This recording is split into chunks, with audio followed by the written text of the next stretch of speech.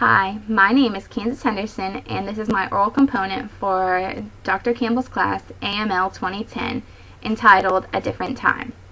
The story I'm analyzing today is Rip Van Winkle by Washington Irving. A brief background and synopsis of the story is that Rip Van Winkle was from a small Dutch town up in the Catskill Mountains of New York.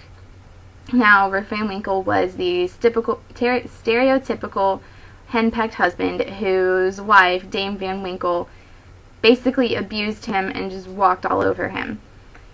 She would yell at him whenever all he really wanted to do was just go about his simple way of life up in the mountains and, basically just do what he wants. He was a pretty lazy man back in that time whenever men were expected to go out and do the hard work and hard labor to keep their family afloat. Now, the story really picks up when Rip Van Winkle awakens from a basic drunken stupor that he had been in after he drank some strange alcohol with some mountain folk that he had met. When he goes back into the town, everything's changed. He doesn't really recognize much, and that's including the people.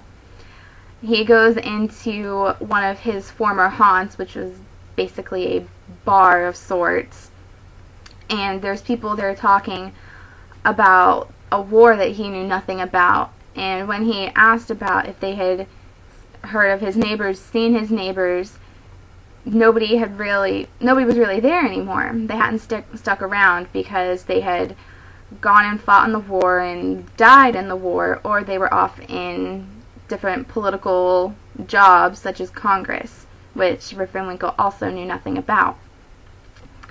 Now, Washington Irving uses Van Winkle's character to symbolize American ignorance. He takes this village idiot persona and turns it into represent an entire nation.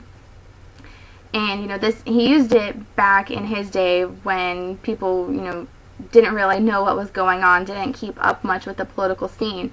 And that's kind of still true today. Current American citizens don't know, the main issues in America. Of course, they know about the war and how the economy has really taken a downturn, but they don't really go much farther than the surface. With all these social media outlets and, the newspaper and TV, people don't really keep up with what's going on, and that's just sheer ignorance on their part whenever everything is so readily available. And Washington Irving uses Rip Van Winkle's character to communicate this.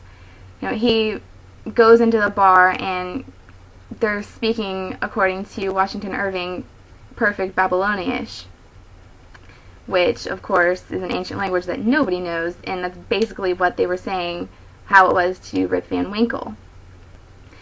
And Rip Van Winkle kind of turns from this village idiot character to a pioneer of sorts. When he is asked his political viewpoints, he doesn't answer, and this could be for one of two reasons. The first is the plain fact that he just really had no idea what they were talking about, or my personal favorite, that he chose not to respond because he wished to know what he was, pledging allegiance to, basically. That he wished to have a background knowledge of this party before just saying, yes, I'm with this side. And I think that's really important, and I wish that, more people in today's society would be like that, so that they're not just conforming with society's norms. They're almost being a trendsetter of sorts. And I think that Washington Irving did very well in portraying his ideas and his beliefs in his story Rip Van Winkle.